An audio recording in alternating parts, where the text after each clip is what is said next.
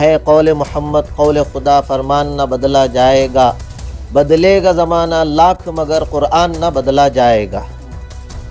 حال ہی میں وسیم رضوی نامی شخص کی جانب سے ہوئے قرآن مقدس کی توہین کے معاملے کو لے کر شہر بنگلور میں صدائے اتحاد کے بینر تلے سنی، شیعہ، دیوبندی و تبلیغی جماعت، جمعیت العلماء ہند، جماعت اسلامی ہند، جمعیت اہل حدیث، مہداویہ جماعت و بحرہ جماعت کے رہنماؤں کا ایک خصوصی اجلاس منعقد ہوا، جس میں مفتی شیخ عمران نے اس معاملے کی مذمت کرتے ہوئے کہا کہ یہ اقدام اللہ کے خلاف جنگ کرنے کے مترادف ہے، اور انہوں نے حکومت سے ایسے قانون کی ضرورت پر زور دیا کہ کوئی کسی کے مذہبی جذبات کو ٹھیس نہ پہنچائے۔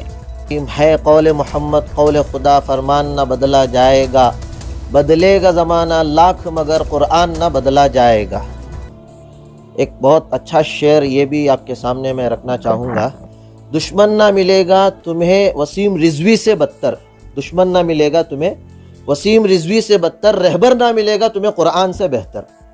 قرآن پاک کی اس نے مذمت کر کے اور یہ مطالبہ کر کے کہ قرآن کریم کے اندر 26 آیتوں کو نکال دیا جائے، اس نے ڈائریکٹ خدا تعالیٰ سے جنگ کا اعلان کیا ہے۔ ایسے وسیم رضوی بہت سارے آئیں گے، آتے جائیں گے، ایسے جتنے بھی لوگ اس طرح کے اقدامات کرتے رہتے ہیں، ہم حکومت ہند سے مطالبہ کرتے ہیں کہ آپ نے طلاق بل لایا، آپ نے 370 بل لایا، آپ نے بہت سارے بل لا لیے، ایک بل جو لوگ ریلیجس کو ہرٹ کرتے ہیں ان کے خلاف بھی لائیں، تاکہ کوئی بھی کسی بھی ایک دوسرے کے مذہب پر وہ کوئی غلط بات نہ کہے، کسی کے جو ہے نا ریلیجس والوں کو ہرٹ نہ ہو۔ میری بس یہی اتنی بات ہے۔ اس موقع پر بات کرتے ہوئے شیعہ جماعت کے ذمہ دار میر ممتاز علی نے مذکورہ شخص کے قرآن مخالف اقدام کو ایک یہودی سازش قرار دیا، جسے ملک کی کسی بڑی فرقہ پرست تنظیم کے ساتھ مل کر انجام دیا جا رہا ہے۔ بہت بڑی گہری سازش ہے۔ دیکھیے انٹرنیشنل لیول میں زیونسٹ ریجم جو ہے، یہ لوگ اسلام کو بدنام کرنے اور پیس ڈسٹرب کرنے کے لیے ان کی لابی چل رہی ہے۔ ابھی یہاں جو ہمارے ہندوستان میں بھی جو ان کے جو بھی وہاں کے اغراض و مقاصد ہیں، یہاں بھی چالو ہو گئے ہیں۔ ہم لوگ دیکھیں کہ 10-15 سال کے ادھر سے جو ہے جو حالات ہمارے ہندوستان میں جو ایک امن کا ملک کہلاتا تھا، یہاں جو حالات ہوئے ہیں ابھی اس کی کئی یہاں بھی دکھنے کو مل رہی ہے۔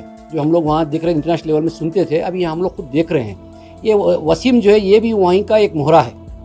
اس کے پیچھے جو صرف یہ اکیلا نہیں ہے، یہ بہت بڑی طاقت ہے، اس کے پیچھے مہرہ ہے، ادروائز اتنا بڑا قدم کوئی نہیں اٹھا سکتا۔